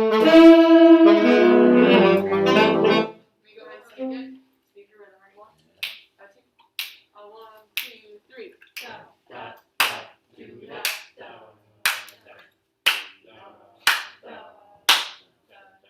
We speak it like it's not 8:30 at night. Ready? 1, a 2, a 1, 2, 3.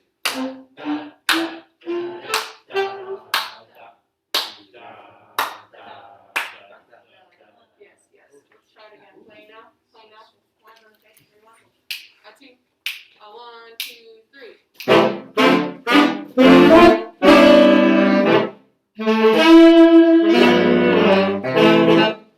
Sure that was a da da right on down beat. Can we go the second time at 9? Get into that. Second time at 9. Everyone, ready? 1, a 2, a 1, 2, 3, and.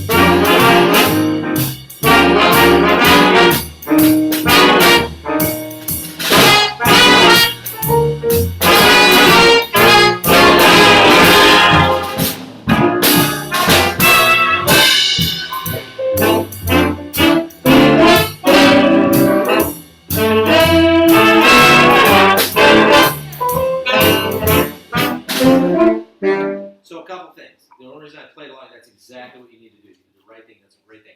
Sing the rhythm, sing the articulations, and get the feel right. That's the first thing. Great. So that's always a great thing to do. I meant to mention that before, but I'm glad you brought it up. Saxophones. One thing. Everybody actually sounds good. Great job on that. And that was better. Yeah. And those all the little unison line. You know, those two little just two notes that you have in there. The band answers. You can really play those strong on both ends. So you did. That was great. Okay. Okay. So saxophone. About the vibrato. Is this the lead out? This is. Oh, you play the lead. So we need a little bit more of you and vibrato. This is big time vibrattoville. Okay. Right.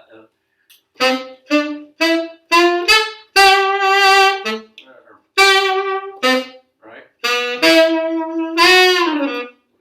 All right. Now, plus all those little bliss things that you have, you want to do them with your fingers as much as you can. Where's the this stuff over here? Where you guys are harmonized. Can I hear 48, 49? Right in there, 48. Just you guys, this is saxophone. 1, 2, 1, 2, 1, 2. Okay, so now what's the thing? Now, obviously, we've got 3 tenors and 3 altos, so the balance is out of whack, and you're almost always going to deal with that with younger bands. So you just have to make sure that as a lead alto player, it's your job. Everybody else has to chill out a little bit, except for you, because you're still down on low notes. You've got some roots. Everybody can play some vibrato, but you have to lead them, okay? And even sometimes it may be better to, if you have a little more experienced lead alto player, just let them do the vibrato and let them not do it for a while, okay? And just be a little softer and get under it. What you got to listen for is if you can't hear her, you're playing too loud, period, and especially when there's doubling of parts like this, okay? Now, one thing I would love to hear, get behind you if I can get back there and see. Okay, so let's play right there. Play it right at 48. I'm going to play the lead. Don't you play at 48. Here we go. 1, 2, 1, 2, 3, 1. Hear what I did? I did a little bit of a scoop on there, and all that is just stylistic stuff, but the vibrato has to happen. Do it again. 1, 2, 3, 4, 1. Go. Okay? That's what's got to happen, right? So all through this, whenever you have a note that's more than a quarter note, dotted quarter and above, half note, whole note, you can put some vibrato in as the lead alto almost all the time. Okay, that would be great. That's just a kind of a stylistic thing with this. Okay, and then last thing I want to say is just same thing with the balance. Listen for the lead trumpet because Ryan had the melody. Okay, everybody, you're here for rhythmic intensity support, but not competing in volume. Those are the spots you can play a little bit more volume because there's a solo volume. Just a little bit. And then get out of the way. Again, remembering who's in the foreground, who's in the midground, who's in the background at every point in the chart. Okay? Great. Great job, Katie. Good. Excellent. Ryan, let's get you up here. All right, Good last choice. one. Pennsylvania 65000.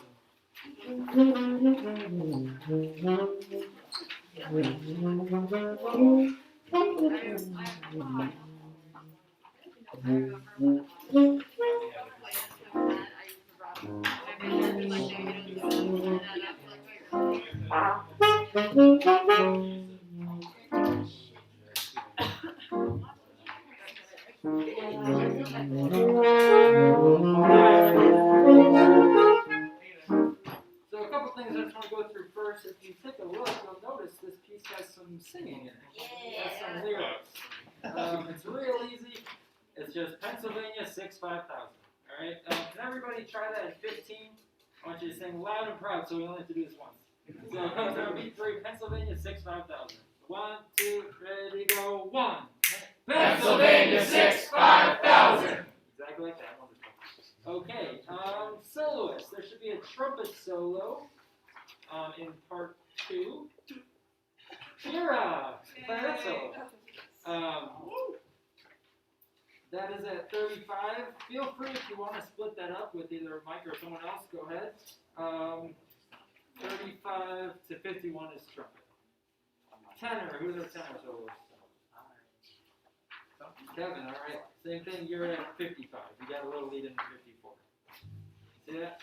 So this is the Glenn Miller, hit. Pennsylvania 65000. These are very iconic solos. If you want to play the original one, go ahead. Otherwise, feel free to improvise. We'll rehearse some of these things afterwards, but notice there's a big emphasis on dynamics, especially in the second half of the piece. So just look at that. Okay, mutes. I'm guessing a lot of us do not have mutes. Trumpets are, I guess, Mike. Yeah, trumpets are great. Yeah, clarinets do the best you can with all this bunch of, ooh-ah, ooh-ah things. Alright, let's take it from the top. Starts off with trumpets. You're ripping up to a B flat there. The first 3 bars of the song are straight. And then saxes and trombones pick up to bar 4. That's one. Do da da da do da do da. All right. There you go.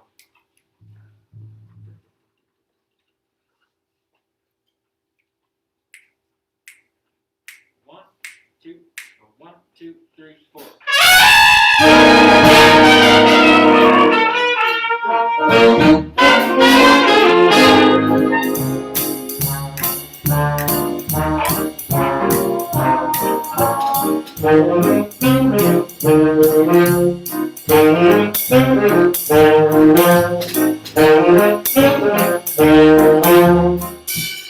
Pennsylvania 65000.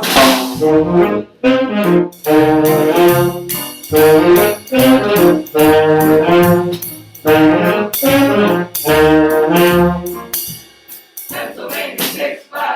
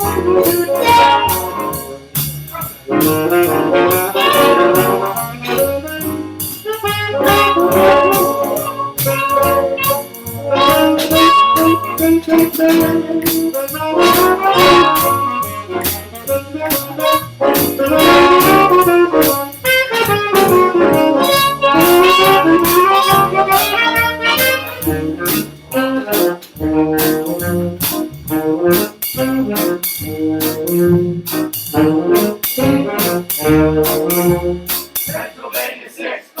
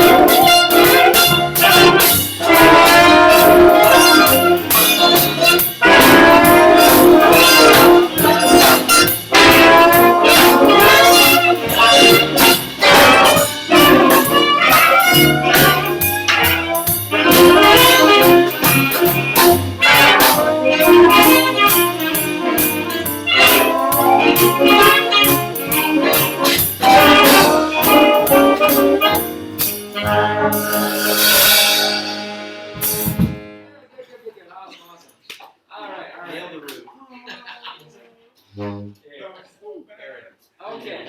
All right. Wonderful job, We're reading. having fun playing the room. While we're here, can we take a look at that? I know you're ending? there yet. See, actually, 71. Saxes, what is your dynamic?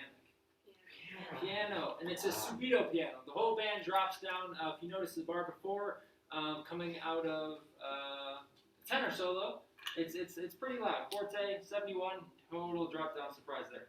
And then from 71 to basically the end of the song, every kind of numbered section, you increase the dynamic. You go from piano to the mezzo forte, no, mezzo piano, mezzo forte, forte, and then you finish with fortissimo, right? So keep that in mind. We'll kind of run that again. Can we just play the last 4 bars though? And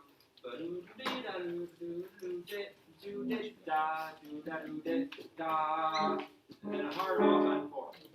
And then Joe, if you could do a little crash on 4. 1, 2, 3. The whole band tongue release on 4. Let's try that the last 4 bars. 1, 2, 1, 2. Nice and strong.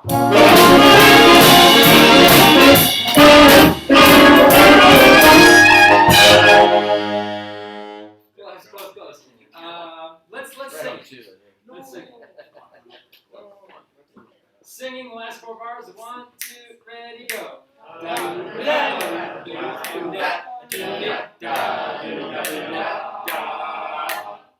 Good, good, exactly. Yep, just like that. Playing. A 1, a 2, a 1, 2, ready, go.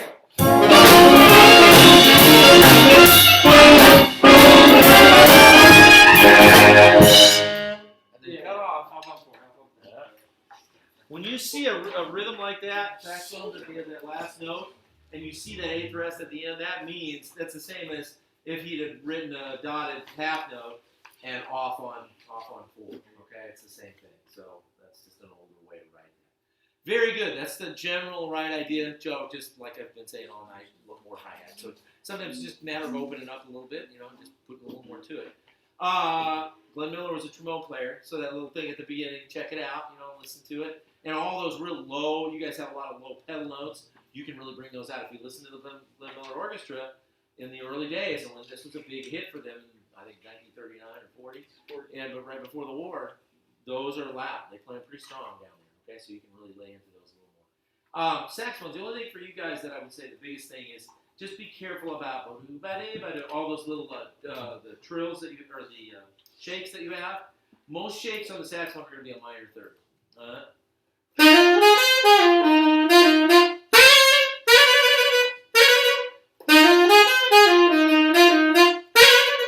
It's supposed to simulate a trumpet, basically, is what you're doing. But you really don't want it to be more than a minor third, and it shouldn't just be a whole step. It should basically be a minor third whenever you have a shake like that, okay? Based on the key, whatever the key is, okay? In this case, it's an A flat, so be careful, all right? Just watch that. That's one of the big things. And then overall, in swing music, and I would say that's about all the charts tonight, just try not make a distinction between upbeats and downbeats. And this goes back to the feeling of the triplet. This is still swinging. Ah, and 1, 2, 3, okay? If you think of it as triplets, you're probably not going to rush to an eighth note at like an and of 4 or an and of 2. It'll help you place them better if you just practice that. Practice it and have your band practice it with a metronome, singing it, and just playing some of these sections that do that, Separate the brass once in a while. We don't have time today, but, separate the brass and let them play their stuff because a lot of times they're functioning as a unit. Sometimes you guys are separate. Sometimes it's all 2D ensemble. Whenever you have that, do as much of that as you can. Pick a spot. If the time isn't feeling good, pick a spot where it's not feeling good. Have them sing the rhythm, then try to tighten up the articulations in the rhythm. Like I said, keep in mind, most jazz rhythms, those are the 3 basic ones you're going to use 95% of the time. There's others, but those are by far the predominant jazz articulations that you're going to need to play. Marcus, on this one too, what kind of a feel is this at the top? Anybody know? What was he doing? Play it, what is that, letter A, where the head is? Not the intro. 9. 9. Play it 9. Just play everybody play it 9. 1, 2, a 1 and a 2 and a 3 and a 4 and a 1.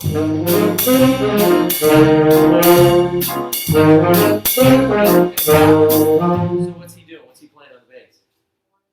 1 and 3. He's just playing half notes. We call that a 2 feel because they're just playing 2 half notes per bar. Okay, 4/4.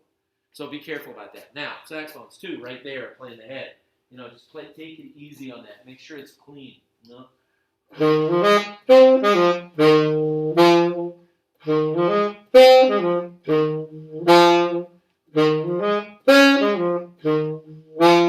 am I doing on the top note of each bar? The highest note. I'm accenting it just a little bit, right? And that's typical of his style, okay? And then the other thing is, when I'm playing down in there, you guys are all playing like tenors. This is just a general thing for saxophone players. Almost always in a jazz context and in swing, when you're playing from about a G down, okay, like I told Erin, when she's playing on a G down on the baritone, she's generally playing the roots a lot of times in the chord. So you want to play with a full sound. But for everybody else, all the tenors and the altos, most of the time, you're going to play what we call a subtone, okay? And you're going to lower your jaw a little bit and let the air be there. Instead of,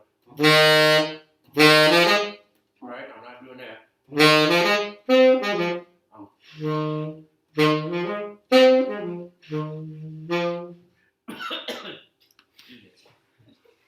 I can't talk. Swallow it. Subtone.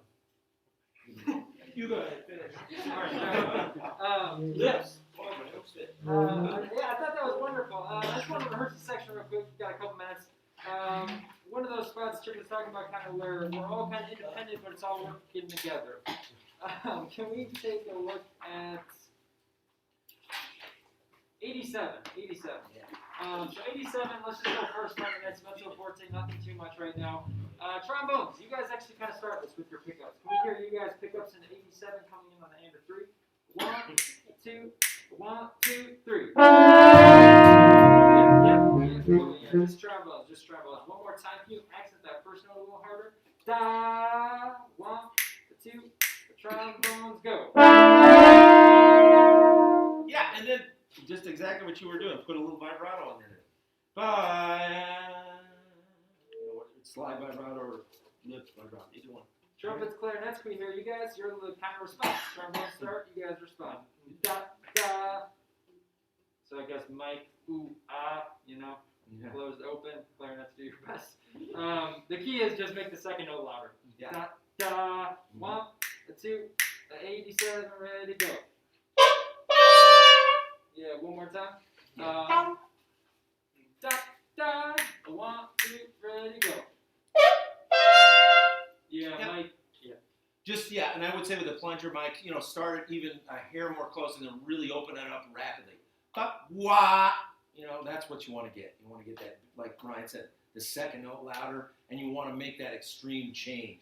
Bop, wah, you know, you don't want to have it closed on the first note, but have it enough closer so we can really hear the difference when you as you open it up.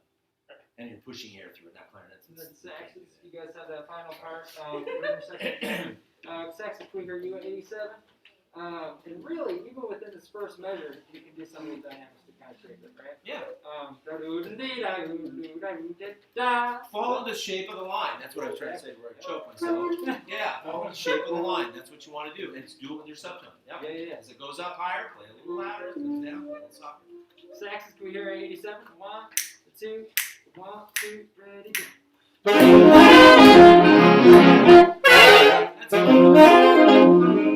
That's the right idea. That's the right idea. And then on shakes, the important part is obviously getting the rhythm where you start the note, but more important is where you stop it.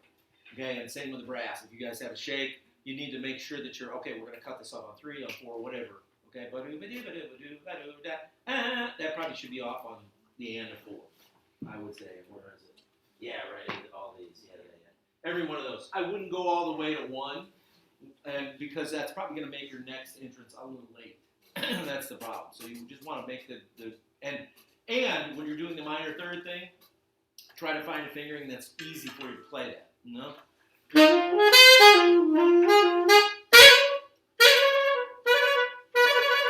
how we do a fourth there. You know, so I can cut it off and make it as clean as I can. And blow through the phrases. All you horn players. What we used to call it blowing through the phrase. Make sure that you're doing most of these accents and these articulations as much as you can with your air. If you stop and restart your airstream all the time, that's what, especially in swing, that's what stops it from swinging. Okay? And especially in the saxophone. Okay? You want to make sure that you're keeping your air moving through it. Now, the amount of air controls the dynamic. That's fine. You can go up and down with the shape of the line. But if you're not keeping your air going, you're trying to re-attack and use your tongue too much, it stops swinging right away. Because when you over-articulate, that kills it just as much as not articulating at all. Okay? Great. Okay, just to finish it up, we're about out of time. We just go 95 to the end. We call it. So 95. What's your dynamic here? Oh yeah, let's bring it. Joe, hard 2 and 4. You know? If you have pickups on the end of 3, go ahead and play those nice and strong. That's trombones with your little lead in, and then saxes with your throat. Here we go. Pickups to 95. 1, 2, 1, 2, 3.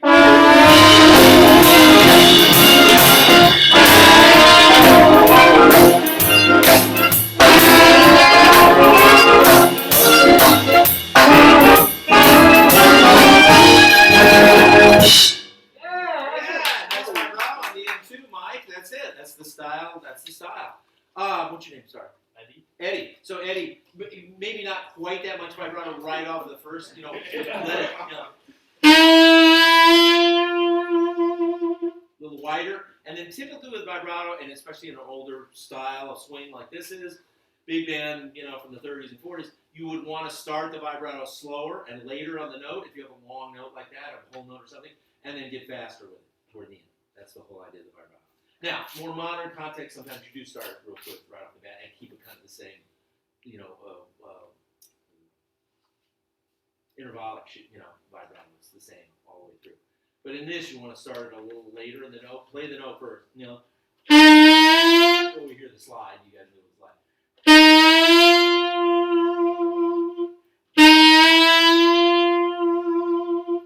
Okay, that's what you want. Good. That's it. Now we're gonna transition to Q&A. Feel free to go if you need to. It's almost 9, so we're on a little Yeah.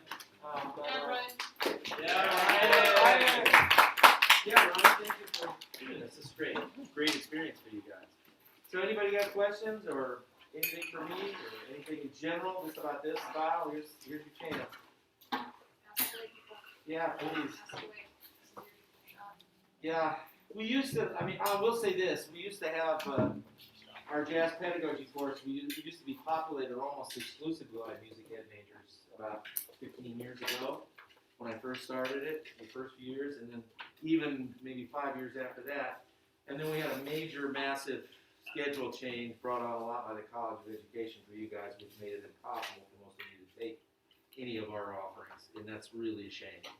You guys should be petitioning your music ed teachers to see if in the College of Ed too, to get that changed, because they've forgotten one basic thing about this. Your music education majors. What's the first word in that? Music. And you're learning more about, oh, Johnny's got psychological problems, so we got to deal with that. Well, you know why Johnny's got psychological problems most of the time and attention span problems? Because you're not teaching them anything about music. If you got Johnny interested in music, he probably would have be less of a problem in band, because he'd be like I said, if you can execute the stuff that you're talking about, Johnny and Susie are going to probably pay attention to it more often. And I'm just generically for everybody, okay? Any student. So I'm much of a believer in getting back to the music. Music will keep them engaged. So that's one thing I would say to you guys as music ed people. Maybe balance it a little better so you guys could take some of the offerings. We have a lot of great offerings in the School of Music, not just jazz, but a lot of things. And I know a lot of you can't take them because you have such a rigorous College of Ed schedule that the state put on you. I know next year they're rescheduling some of the stuff for our major. Good, that's good. That's a plus. Work with them. Go meet with them. Talk to them. Tell them, hey, because when I hear back from our students that are out there, our music ed people that were involved in jazz and stuff, that's what they tell me. They wish they had much more time to take more of the offerings. So, you have a question, Mike? Yeah, so I know you talked a little bit about Jamie Ingersoll's website, Yes. and Learn Jazz Standards and all that kind of stuff, but where else would you start with giving students, in middle school, high school students, improv, kind of basic? Well, first of all, I'd probably get them to go to summer camps if at all possible. Okay. We offer a great one here. ISYM, which we'll be back to, hopefully next year we'll be back to our normal week-long camp. We run 2 jazz camps concurrently, just for us. A junior jazz camp and a senior jazz camp. Junior jazz camp is basically 3 big bands, so we deal with this stuff every day with very young students. And then we form some small groups out of that with some of the people that can improvise a little bit and get them started. The high school camp is all small group, all week, and it's with the jazz faculty here. Every group is run by the jazz faculty, so you get a week with us basically individually to work on what to do improvising. Okay, so encourage them, whether they come to our camp or not, any camp. Go to a jazz camp that's appropriate for their level, whatever it is, junior high or high school, and go. I'm sure Stefan went to some camps, that makes a huge difference, right? Because first thing you do is network. There's probably a lot of friends, Ryan, you guys probably went to camps. Okay, that's how you met. Okay, there you go. Well, there you go. So, whether it's our camp or whatever camp, or go to a variety, go to as many as you can, encourage your students that they can go to.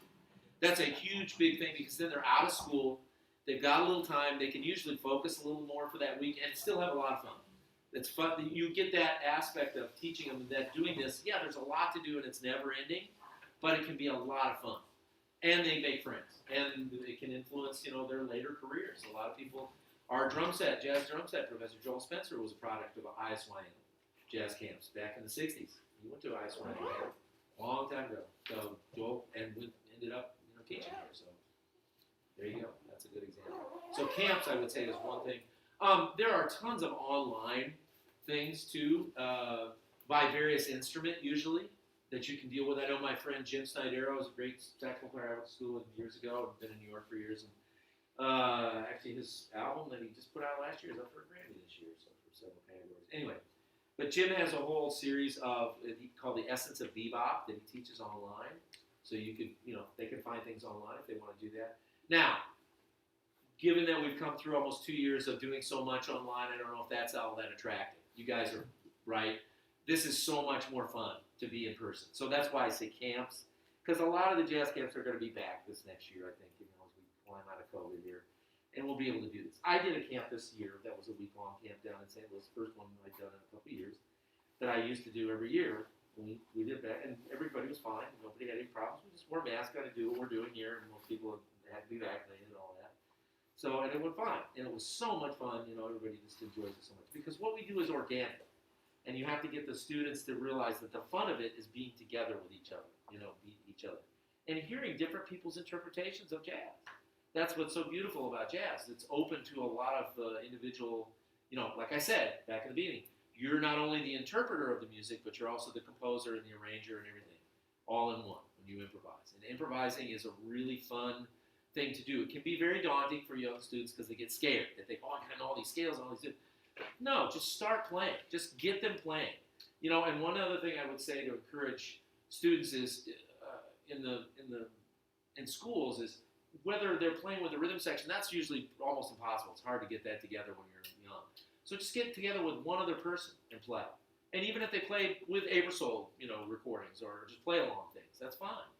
Get them started that way. But just get together with, if you're a trombone player, if you've got a saxophone player friend, just get together. Okay, I'm going to learn, let's play this blues head. We're going to learn, A Sunny Moon for Two, a Sonny Rollins blues, okay? We're just going to play that melody together. And then one of you try to walk a bass line. And in the beginning, just play the bass notes. Don't even worry about walking a bass line. Just try to just repeat the notes. And one of you solo. Kevin, we're going to play your G blues, okay? And you're going to play a solo, okay? Right off the top. 1, 2, 1, 2, 3.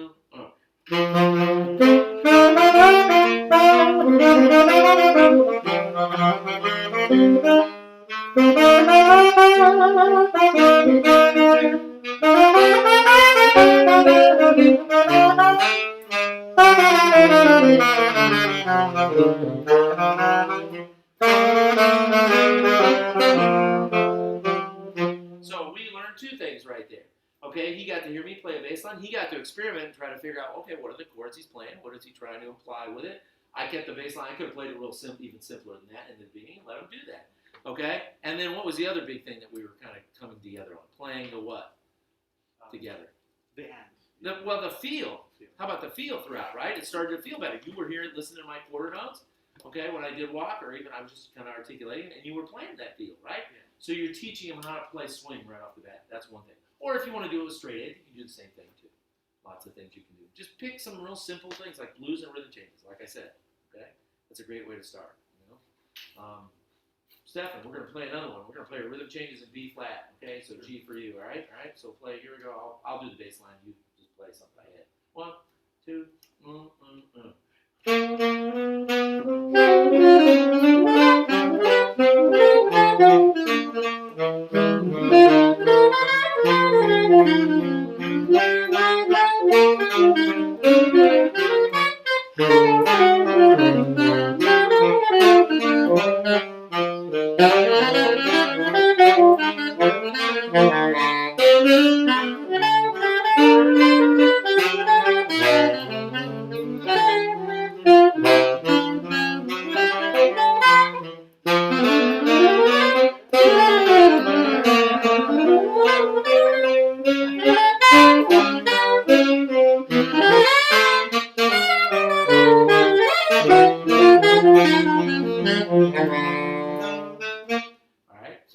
and you start like that. You learn about form. Like I said, I'm playing a reasonably complex bass line. You don't have with the young students, just tell them to repeat the notes.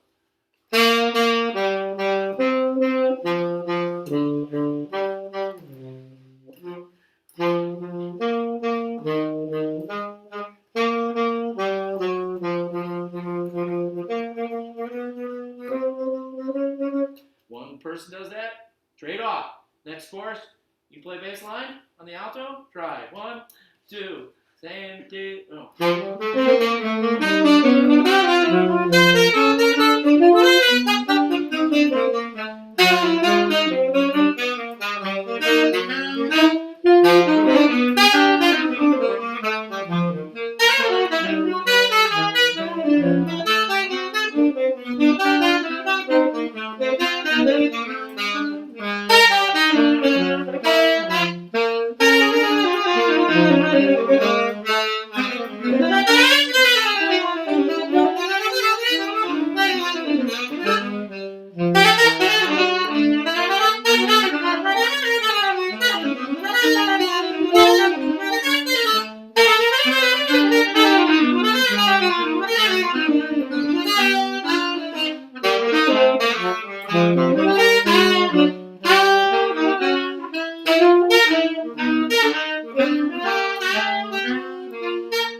Right, learning about playing form.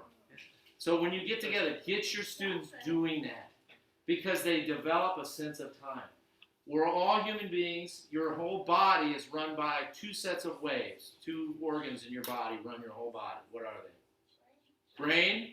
Brain waves, and heart. Your heartbeat. Without those, you're dead. So if you didn't all have those, you wouldn't be here. You'd be here. X's in your eyes. Okay, so you got your whole body is a clock, and you don't consciously think about your brain waves or consciously think about making your heart beat at a certain rate, right? It just happens. You're a human being, so we are all organic, and everybody has perfect time. Everybody has great time. What does a metronome do? It just helps you tap into that time. It's not perfect, okay, but it helps you feel that time and that rhythm in your body, and that's what playing jazz is all about in terms of the feel. You want to get the feel. It has to feel good. You were all talking about engaging the audience. Well, the feel is what engages us most because music is 3 elements. What are they? Well, I was just talking about the main one. What is our brainwaves and our heartbeat run on? Rhythm. Rhythm. What do I play? Yeah, right, melody. Right? Whatever. I'm going to think of whatever. Let's try to play.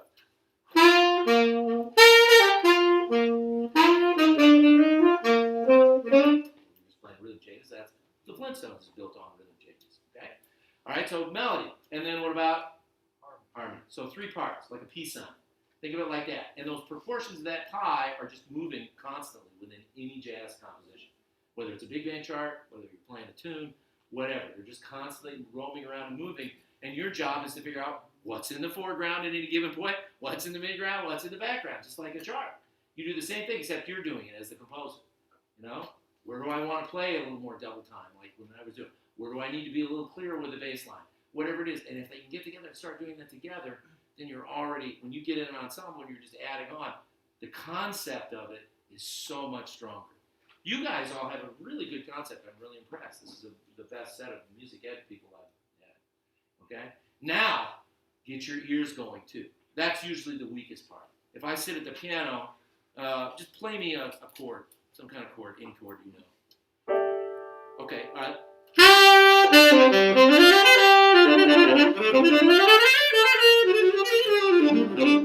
Okay, how about playing a whole, like a voicing of a major or dominant or minor chord or something? Okay. Okay.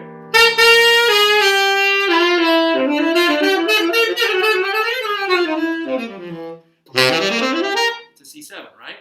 Okay, so I hear that. You have to be able to hear what quality of chords. In jazz, you want to know major chords, minor chords, dominant chords, and then the offshoots, the other 2 basic 5 families are what we call half diminished or minor 7 flat 5, which is an offshoot of the minor family, and fully diminished chords. Okay? If you can hear those, just by hearing, and I don't have perfect pitch, but I have a good relative pitch, so I hear when I hear one of those sounds, I don't have to know exactly what's in the voicing, but I can tell what kind of quality it is, and that leads me to everything else. Okay? So getting their ears going. And we do that from, you have to get some piano skills. Okay, I don't care what kind of music you do. I don't care if you do jazz, if you do choral music, whatever. If you can't play the piano, you're never going to be as good a musician as you could be. Let's put that. Yeah, Mark. And about that, you can go to the properties office and you can rent like a 44-key Casio. Perfect. Well, you all can't because you don't have enough, and Nate will get mad. A few of you. Well, just get, I mean, you can literally, find a keyboard, even if it's online. Just get a sound generator through your computer, and just, even if you don't have the actual keys, but you can learn about voicing. Just doing that on one of those little mats, that just has the keys on it.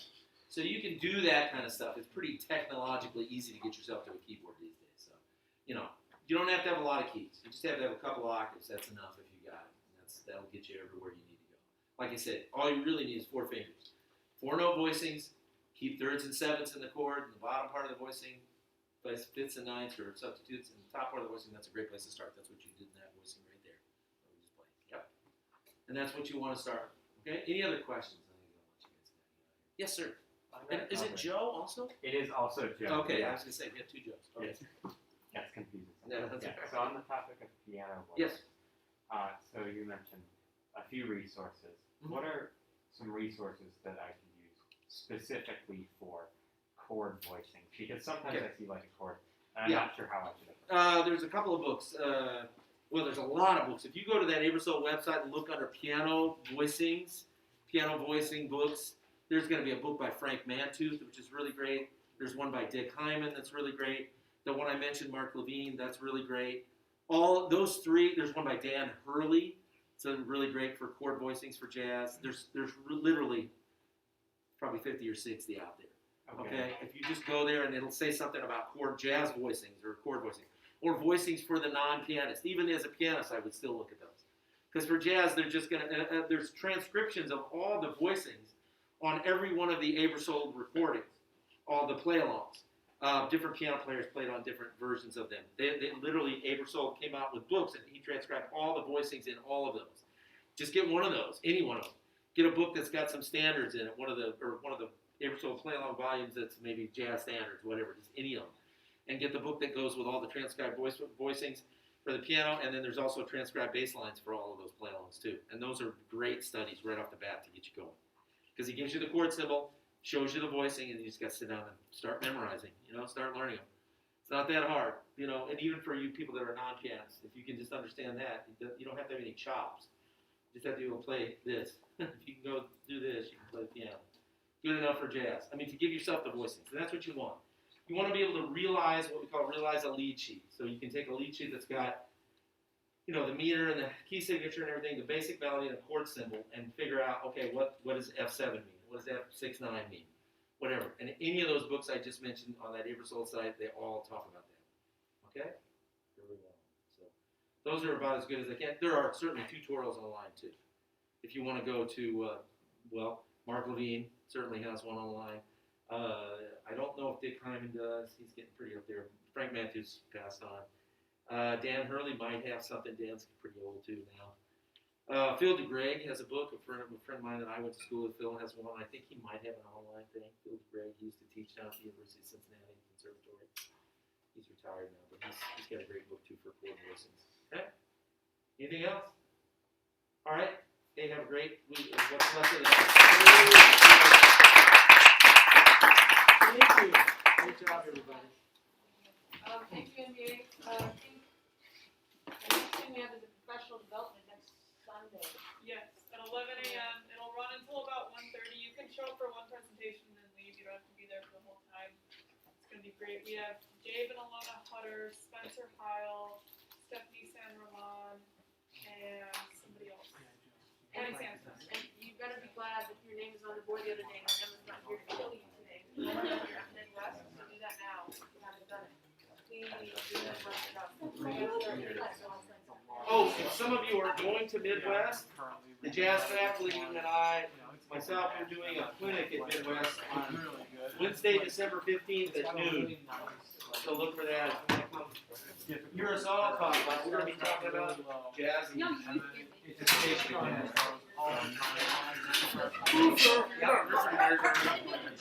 Yes.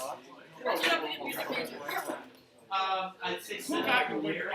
You can send out YouTube. It's got me on. You have to send the lyrics and ask lyrics, and I walk and post them. Okay. That, we can tell you that thing. That's really nice of you. Why I can't hear you over It the was sound good of to me see being you too. I'm sorry, I totally forgot to play New World. I meant to play it. No, it's